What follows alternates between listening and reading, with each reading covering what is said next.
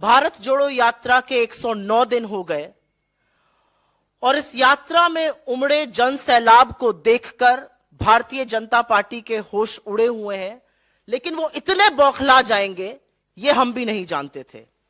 जहां करोड़ों लोग दलगत राजनीति से ऊपर उठकर भारत को जोड़ने में जुटे हुए हैं, वहां भारतीय जनता पार्टी ने इस यात्रा को बदनाम करने में, दुष्प्रचार करने में, झूठ बोलने में कोई कसर नहीं छोड़ी है।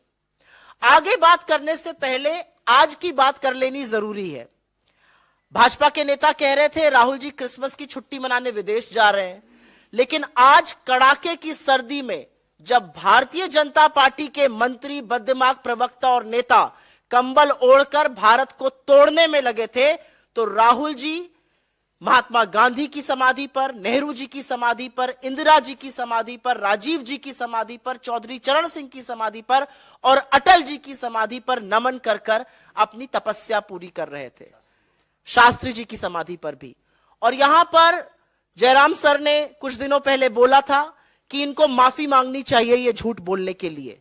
तो जब आज आपका झूठ फिर से रंगे हाथों पकड़ा गया है, तो क्या माफी वीर की सेना माफी मांगेगी? माफी मांगना इनकी पुरानी आदत है, दिक्कत नहीं होनी चाहिए, लेकिन बार बार झूठ बोलने की ये जो आदत है आज फिर से पकड़ी गई है और जरूर माफी मांगने का काम होना चाहिए। हम लोग थोड़ा सा सिलसिलेवार तरीके से आपको बता देना चाहते हैं कि किस तरह के और कितने झूठ बोले गए और इस झूठ बोलने को और झूठ को बढ़ाने में किस किस का हाथ था। शुरुआत होती है राहुल जी क्या पहनते हैं, क्या खाते हैं, कहां सोते हैं, कंटेनर कैसे हैं, उनके भाषणों को काट छाट कर गलत तरीके से प्रस्तुत किया गया। और यह काम भारतीय जनता पार्टी की ट्रोल आर्मी ने नहीं किया, यह काम मोदी जी के गृह मंत्री ने, उनके मंत्रियों ने, उनके प्रवक्ताओं ने, उनके आईटी सेल के इंचार्ज ने और भक्तों ने मिलकर किया। और इसमें बहुत बड़ी भूमिका, बड़े खेद और दुख के साथ कहती हूं, बहुत बड़ी भूमिका मीडिया के कुछ चंद संस्थानों ने भी निभाई, जिनको मैं नोएडा का कमांडो वॉरियर एंकरगढ़ कहती हूं। झूठ को परोसा गया, झूठ को और बढ़ाया गया। उन पर हमारी नजर है और हम आगे उनके बारे में बात करेंगे। लेकिन मुद्दे की बात यह है कि जिन सोशल मीडिया प्लेटफॉर्म्स पर यह झूठ बढ़ाया गया, उन सोशल मीडिया प्लेटफॉर्म्स ने भी इस झूठ को बेनकाब किया। अगर एक आईटी सेल के ट्वीट्स को एक प्लेटफॉर्म कहता है ये मैनिपुलेटेड है या ये आउट ऑफ कॉन्टेक्स्ट है या फैक्ट चेकर्स उसको बेनकाब करते हैं, तो ये सिर्फ उनकी बेइज्जती नहीं है, ये उस अध्यक्ष की बेइज्जती है जिन्होंने उनको अपॉइंट किया है। जब मंत्री उसको शेयर करते हैं तो ये मोदी जी का झूठ पकड़ा जाता है जिनको उन्होंने नियुक्त किया है। तो सिलसिलेवार तरीके से 9 बड़े झूठ जो बोले गए और उनका कैसे पर्दाफाश हुआ। जैसा कि आपने देखा, पहला झूठ था 5 सितारा होटल की तरह कंटेनर है। कंटेनर ऐसे हैं जहां 4 से लेके 8 और 8 नहीं कहीं कहीं 12-12 लोग एक कंटेनर में रुकते हैं। ट्रक के ऊपर बने हुए ये कंटेनर कोई ऐसी सुविधा से लैस नहीं है। और अगर ज्यादा उन सुविधाओं को उठाने का मन है तो भाजपा के कुछ लोग आए और रहे उन कंटेनरों में 4 महीने तक। गर्मी से बरसात हो गई और बरसात से कड़ाके की ठंड आ गई और आज भी यात्री उस कंटेनर में रुके हुए हैं। पहला झूठ यह था और उसका जबरदस्त पर्दाफाश हुआ। दूसरा झूठ, राहुल जी ने कन्याकुमारी में विवेकानंद जी की आराधना नहीं करी, उनका नमन नहीं करा। और इसमें राहुल गांधी ट्रोल मंत्रालय, जो सरकार को अधिकृत तौर पे बना देना चाहिए, क्योंकि उसकी एक मंत्री ऑलरेडी है स्मृति ईरानी जी, अपने मंत्रालय पर महिलाओं के खिलाफ अत्याचार हो या कुपोषण हो एक शब्द नहीं बोलती हैं। लेकिन राहुल गांधी जी को ट्रोल करना हो तो सबसे पहले लपक के आ जाती हैं। But the silly soul did not realise that there were pictures available, there was video available, जहां पर राहुल गांधी जी ने ना सिर्फ नमन किया विवेकानंद जी का, उनके स्मारक की परिक्रमा भी करी।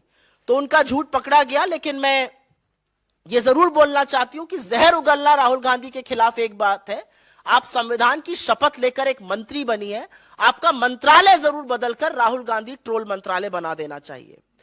तीसरा झूठ बोला गया, राहुल गांधी भाषण नहीं देते हैं और प्रेस कॉन्फ्रेंस नहीं करते हैं। आप में से तमामों साथी ऐसे हैं जिन्होंने पिछली 8 प्रेस कॉन्फ्रेंसेस राहुल गांधी जी की अटेंड करी है।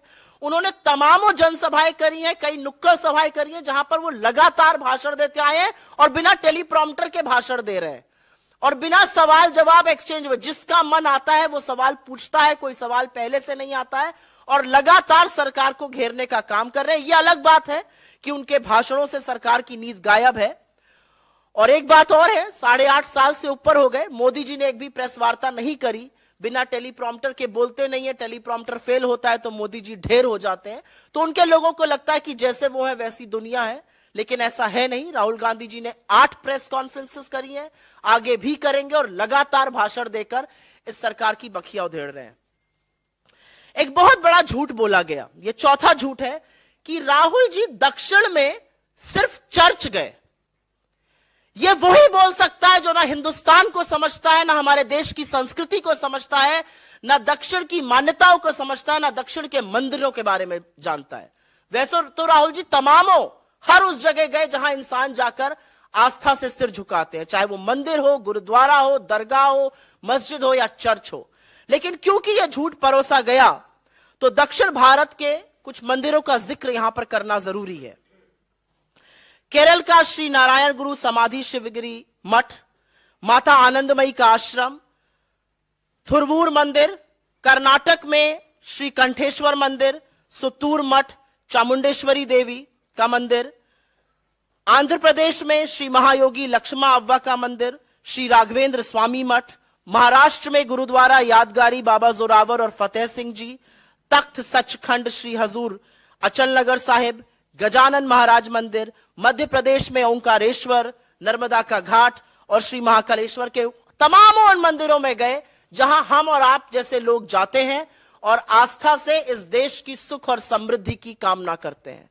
लेकिन ट्रोल आर्मी को, आईटी सेल को, भाजपा के मंत्रियों को और बददिमाग प्रवक्ताओं को, क्योंकि यह देश समझ में नहीं आता, यहां की संस्कृति समझ में, क्योंकि यह देश समझ में नहीं आता, यहां की संस्कृति समझ में नहीं आती, वो नहीं जानते कि ईश्वर का वास तो कण कण में है।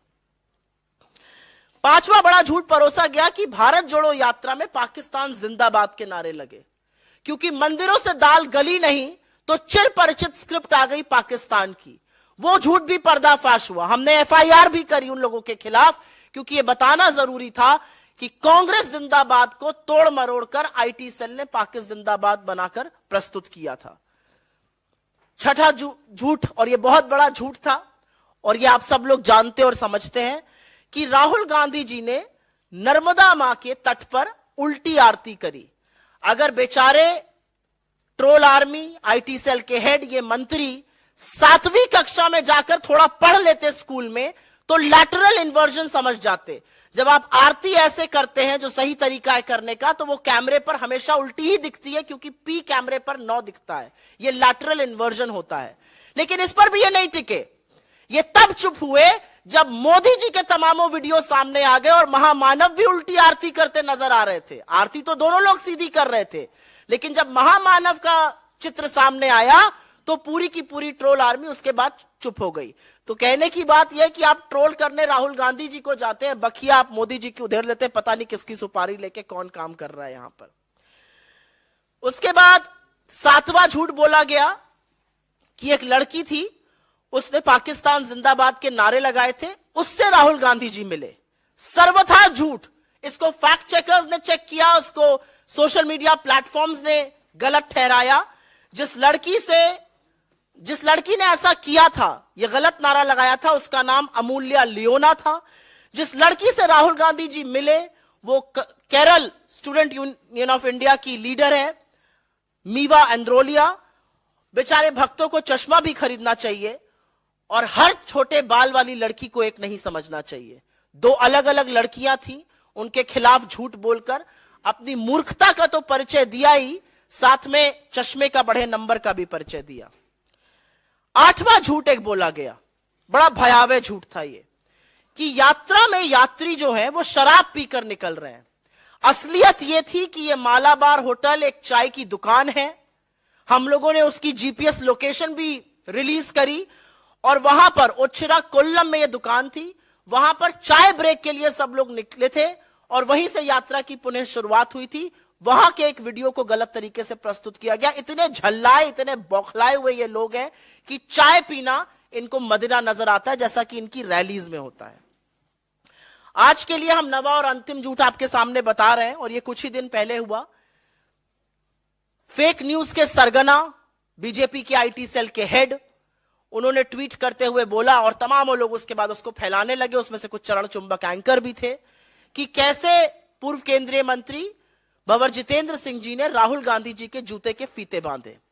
असलियत यह थी कि उनके जूते के फीते खुल गए थे, वो राहुल जी के साथ आगे चल रहे थे। राहुल जी ने उनको अपने जूते के फीते बांधने के लिए कहा, अगर वो रुकते तो कारवां और बढ़ जाता और पीछे से काफी भीड़ आती है। तो राहुल गांधी जी खुद रुक गए, वो आए बीच में, उन्होंने अपने जूते का फीता बांधा और इस पर उन्होंने वीडियो भी रिलीज किया और स्पष्टीकरण भी दिया। लेकिन बेचारे लोग लगे रहे, और कब तक लगे रहे, क्योंकि विडंबना ऐसी थी कि राहुल गांधी जी जो जूता पहनते हैं, और हां मैंने वो वीडियो रिलीज किया, मैंने वो पिक्चर रिलीज करी, जो राहुल गांधी जी वीडियो पहनते हैं वो लेस लॉक्ड है, उसमें लेस बांधनी ही नहीं पड़ती है। लेकिन बेचारे ट्रोल, बार बार इनका झूठ पकड़ा जाता है, इनका एक ही काम है झूठ बोलना, लेकिन बार बार फजीहत होती है। मेरा अपना मानना है कि यह झूठ भारतीय जनता पार्टी की troll army, Bharatiya Janata party के प्रवक्ता, इनके मंत्री, इनके लोग अपने आप से नहीं बोल रहे हैं। इनकी नियुक्ति या तो मोदी जी ने करी है या नड्डा जी ने करी है, और इसीलिए the buck on all of these lies stops with them. उनके दरवाजे पर आकर ये सारे झूठ रुक जाते हैं। ये झूठ और दुष्प्रचार का काम उन्हीं लोगों ने किया है। हम ये जानते थे कि लोगों को भारत जोड़ता देखकर तानाशाह परेशान जरूर होगा, लेकिन माफी वीरों के इन झूठों को झूठ का पुलिंदा बनाते देखकर शायद थोड़ा सा तरस भी आता है। और जैसा कि मैंने कहा, कुछ नामी गिरामी न्यूज एंकर इस झूठ को बढ़ाने का काम करते हैं। जब बताओ तो डिलीट कर देते हैं, माफी मांगते हैं पीछे से, शायद सार्वजनिक रूप से आप लोगों को नहीं दिखाते होंगे, डीएम मैसेजेस कर और एसएमएस करके माफी मांगते हैं। लेकिन अपना जमीर बेचकर पत्रकारिता का जो आप स्वांग रच रहे हैं वो बंद कर दीजिए, क्योंकि आप किसकी गोदी में बैठे हैं वो आपकी हर एक ट्वीट, आपके हर एक फेसबुक पोस्ट, आपकी हर एक लाइक से जरूर पता चल जाता है। राहुल जी एक बात बिल्कुल सही कहते हैं, और इस पर मैं 100% सहमत हूं कि बीजेपी का काम है छवि खराब करना, लेकिन बेचारे ये काम भी ठीक से नहीं कर पा रहे हैं, बार बार पकड़ लिए जाते हैं। कांग्रेस के खिलाफ दुष्प्रचार करने में मोदी जी ने अपने तमाम ट्रोल आर्मी, बेतहाशा पैसा, मीडिया के अधिकांश एंकरगण को खड़ा कर दिया है। लेकिन जब भारत जुड़ने पर आ गया है तो ये कुछ नहीं कर पा रहे हैं। इनका झूठ बार बार पकड़ा जा रहा है, और एक आदमी अपनी तपस्या को करते हुए, अजनबियों को गले लगाते हुए, आंसू पोंछते हुए, लोगों को हौसला जताते हुए, उनके टूटे सपनों को बिखरे हुए सपनों को जोड़ते हुए आगे बढ़ता जा रहा है, और ये देश जुड़ता जा रहा है। और यही हमारी जीत है। हर झूठ का पर्दाफाश होता है, क्योंकि झूठ की उम्र बहुत कम होती है। तो आप लोग जरूर ये झूठ जो है दिखाइएगा। और यहां इस मंच से सिर्फ अंतिम यही कहना है कि ये झूठ प्रायोजित है, ये झूठ शीर्ष सरकार के शीर्ष ऑफिस से निकाले जा रहे हैं। हमें पता है कि 30 लोगों की एक आर्मी बैठकर पूरे वक्त यात्रा देखती है। मैं तो इस मंच से कहती हूं, आइए इस यात्रा से जुड़िए, मोदी जी खुद भी आए, इस यात्रा से जुड़े। जो प्रेम और मोहब्बत और जो जज्बा देखने को मिलता है, उससे आपके अंदर की नफरत बदल जाएगी और आप एक बेहतर इंसान बन जाएंगे। नहीं, ट्रोल करने वाले खैर भाजपा की आईटी सेल है और आपकी कम्युनिटी के एंकर्स हैं, जो पत्रकारिता का पहला मूल मंत्र भूल चुके हैं कि आपको बायस्ड नहीं होना है। छोड़िए उस बात को। एक बुजुर्ग व्यक्ति आए थे राहुल जी के साथ, वो तस्वीर लेना चाह रहे थे और बार बार जो सेल्फी लेने वाला व्यक्ति था उनके सामने कैमरा कर रहा था। आप वीडियो की स्पीड को जब बढ़ा देते हैं तो लगता है हाथ झटक रहा है। ओरिजिनल वीडियो में वो उसका हाथ नीचे ही कर रहे हैं, जैसा हम लोग कई बार सार्वजनिक जीवन में करते हैं। ये कोई मुद्दा ही नहीं है। मैं पहले तो इस बात का जवाब दे दूं कि जब राहुल गांधी जी या कांग्रेस पार्टी संस्थागत रूप से कुछ करती है तो वही पार्टी की विचारधारा है और वही पार्टी का स्टैंड है। किसी ने किसी सोशल मीडिया प्लेटफॉर्म पर क्या कहा, जो कि अब डिलीट भी हो चुका है मेरी जानकारी के अनुसार, मुझे नहीं लगता वो चीज मायने रखती है। और आप एप्पल्स टू ऑरेंजेस कंपेयर करिए। कहां राहुल जी अगर एक स्टैंड लेके खड़े और किसी ने कोई ट्वीट किया, वो उनका व्यक्तिगत मत हो सकता है, लेकिन मुझे नहीं लगता वो पार्टी का किसी भी तरह से स्टैंड है। आप सब लोगों ने सवाल पूछा कि अटल जी की समाधि वो क्यों गए। मुझे लगता है कि वो अटल जी की समाधि भी गए, वो चौधरी चरण सिंह जी की समाधि भी गए, वो शास्त्री जी की समाधि भी गए, महात्मा की समाधि भी गए, नेहरू जी की भी समाधि गए, इंदिरा जी पर भी गए और राजीव जी पर भी गए। शास्त्री जी का मैंने बोला, मेरा अपना मानना है कि राहुल गांधी एक तपस्या पर निकले, और वो कहते हैं ये कि मैं एक तपस्या पर निकला हूं, मेरे लिए भारत जोड़ो यात्रा एक तपस्या के स्वरूप है। और जब आप तपस्या करते हैं तो आप सबको जोड़कर चलने की कोशिश करते हैं। हमारा अपना मानना है कि भारतीय जनता पार्टी के लोग भी अगर यात्रा में शामिल होना चाहें, जो पहले हाथ बांध के दफ्तरों के ऊपर खड़े रहते थे और अब अभिवादन करते हैं हाथ जोड़कर जब हमारी यात्रा उनके दफ्तरों के बाहर से निकलती है, ये बदलते भारत का स्वरूप है। अटल जी की जहां तक बात है, हर व्यक्ति का इस देश को बनाने में कंट्रीब्यूशन है, और जब राहुल जी वहां जाते हैं तो वो एक ऐसे व्यक्ति की समाधि पर गए जिन्होंने 2002 में गुजरात के मुख्यमंत्री को और आज के प्रधानमंत्री को राजधर्म की शिक्षा दी थी। और मुझे ऐसा लगता है कि राहुल गांधी जी को अटल जी की समाधि पर देखकर आज के प्रधानमंत्री को अपना राजधर्म जरूर याद आना चाहिए और उनको उसका पालन करना चाहिए जो अटल जी उनको कभी सिखाना चाहते थे। राजनीति बड़े मन से की जाती है और वही काम राहुल गांधी जी ने किया। आज इस लोकतंत्र में हर विचारधारा समावेशित होती है। लोकतंत्र सिर्फ कांग्रेस है, हम ये बिल्कुल नहीं मांगते। हम नहीं सोचते कि भाजपा मुक्त देश हो जाना चाहिए। हमारा अपना मानना है कि हर विचारधारा की अपनी जगह है, लेकिन अगर विचारधारा का यह विषाक्त रूप जो आज देखने को मिल रहा है, विचारधारा के नाम पर अगर एक पर्टिकुलर कम्युनिटी को, शोषित वंचित समाज को अगर आप टारगेट करेंगे, उनको मारेंगे, उनको पीटेंगे, तो जरूर हम उसके खिलाफ बोलेंगे। मुझे नहीं लगता कि अटल जी की सरकार में अगर अटल जी प्रधानमंत्री थे और उन्होंने अपने मुख्यमंत्री से कहा राजधर्म का पालन करो, तो जिस विचारधारा का उल्लेख आप कर रहे हैं उन्होंने वो नहीं किया था। वो संविधान के साथ खड़े थे और संविधान में सबके हितों की बात कर रहे थे। And what does he have to say about our victory in Himachal? Does that not change the political picture in this country? What does he have to say the hands down victory of the Congress party in the गढ़ में घुसकर हराया है नागपुर में हमने Bharatiya Janata party को, उसके बारे में वो क्या कहेंगे? The message in Gujarat is very wide and clear that there is a team B and 5 MLAs were almost willing to jump ship, but it would have reflected very badly on both Team A and Team B, and which is why they were stopped. Let us not read too much into one verdict and not the other. If Gujarat was a reflection of that, then what is Himachal a reflection of? Somebody should turn around and ask the Home Minister these questions. देखिए, आपने अभी तक देखा होगा कि तमामों वो लोग दलगत राजनीति से ऊपर उठकर भारत जोड़ो यात्रा के साथ जुड़ रहे हैं। उसमें राजनीतिक लोग भी हैं, उसमें समाज सेविकाएं भी हैं, समाज सेवक भी हैं, उसमें किसान हैं, उसमें मजदूर हैं, उसमें डॉक्टर्स हैं, उसमें आशा आंगनवाड़ी के लोग हैं। तमाम वो ऐसे लोग हैं जो दलगत राजनीति से ऊपर उठकर भारत जोड़ो यात्रा के साथ जुड़ रहे हैं, क्योंकि उनको लगता है कि आज देश को जोड़कर रखने की जरूरत है। अगर बिखर गया तो बड़ी मुश्किल हो जाएगी समेटने में, और ऐसे में हर योद्धा का स्वागत है। मुझे नहीं पता आप लोगों ने नोटिस किया कि नहीं किया, लेकिन 24 तारीख को जब दिल्ली में यात्रा चल रही थी तो डीएमके के, शिवसेना के तमामों सांसद यात्रा में आके चले थे। वो भीड़ और वो जनसैलाब इतना बड़ा था कि शायद आप लोग इतना नोटिस ना कर पाए हो, लेकिन तमाम दलगत राजनीति से ऊपर उठकर लोग इससे जुड़ रहे हैं। तो यहां पर हर योद्धा का स्वागत है। हर योद्धा जो इस देश को जोड़कर रखना चाहता है, जो बुनियादी तौर पर इस देश की संस्कृति को, इस देश की मान्यताओं को समझता है, वो इस यात्रा से जरूर जुड़ेगा। मेरा तो अपना मानना है कि इस यात्रा में मोदी जी को स्वयं आना चाहिए। आएंगे, चलेंगे, जज्बा और मोहब्बत देखेंगे लोगों की, तो अंदर की नफरत भी खत्म होगी और इस देश को थोड़ा समझेंगे भी। फिर शायद टेलीप्रॉम्प्टर लगाने की जरूरत ना पड़े। थैंक यू, बहुत बहुत धन्यवाद आप लोगों का।